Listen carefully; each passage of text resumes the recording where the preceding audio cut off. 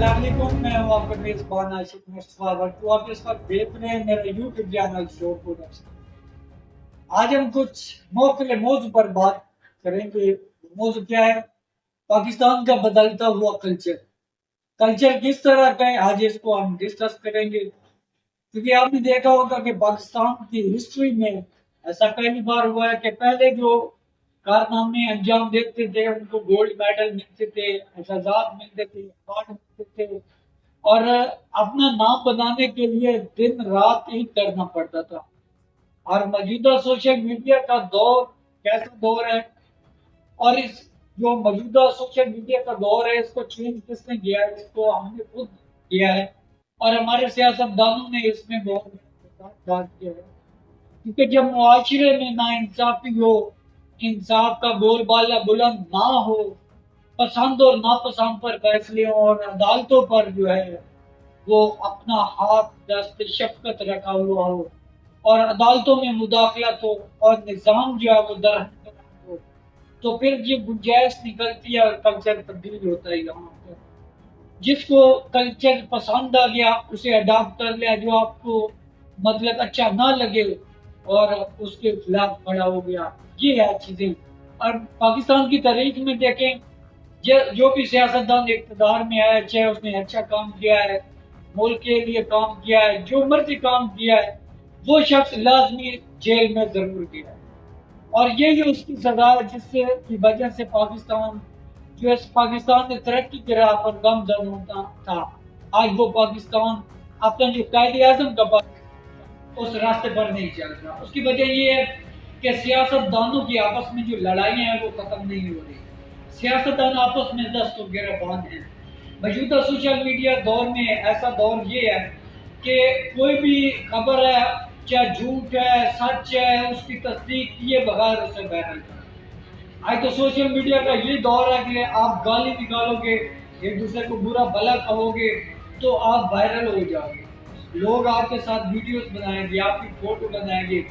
आप गुज़श्ता दिनों एक वीडियो देख लें, वायरल हो रही है, जो एक बाबा साहब है वो मौजूदा हुकूमत को और सिपर सलार साहब को गाली दे रहे थे, तो उसकी वीडियो बहुत ज़्यादा वायरल हुई है। इससे आपको जो है अंदाज़ा होना चाहिए कि हमारी कौम किस तरफ जा रही है।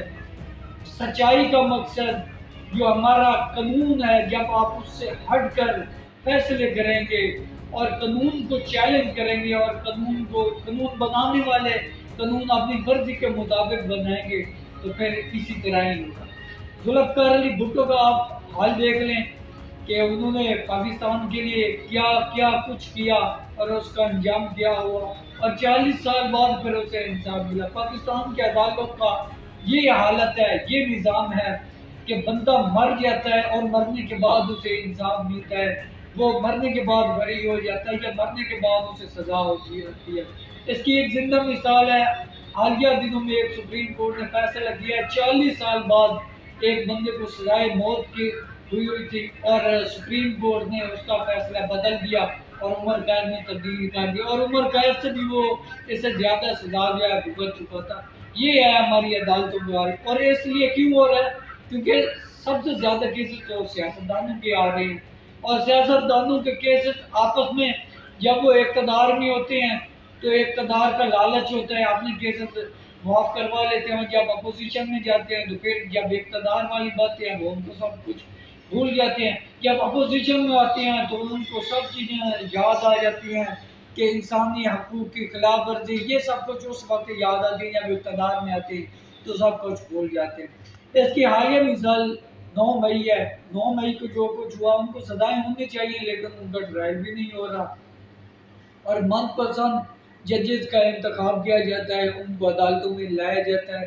हालांकि ये काम तो सुप्रीम जुडिशल काउंसिल का है, जजेस का खुद का काम है, चीफ जस्टिस का काम है कि वो अपना जो है जो मेरिट पर जजेस आते हैं उनको लेकर आए। लेकिन जब से सियासी मुदाखलत शुरू हुई है तो सियासतदान वो जजेस को मनपसंद कह रहे हैं, मनपसंद जजेस आ रहे हैं, अक्सरियत की बुनियाद पर आ रहे हैं। और सुप्रीम कोर्ट के ये जज भी बता चुके हैं कि मेरिट पर जजेस नहीं आ रहे, अक्सरियत की बुनियाद पर है।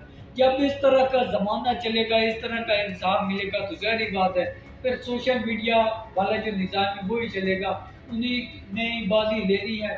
अब देखिए जो सबसे ज्यादा गाली निकालेगा वही वायरल होगा और उसी का नाम बनेगा, क्योंकि जो सबसे आगे आता है पाकिस्तान का नाम रोशन करना चाहता है या पाकिस्तान के लिए कुछ करना चाहता है, जब उसके पास कुछ मुद्दा आ जाता है तो उसको पता है कि एंड में जाना तो मैंने जेल में ही है, तो उसे क्या जरूरत जेल में जाने की, फिर वो इस ऐसी कोई तकदो भी नहीं करता।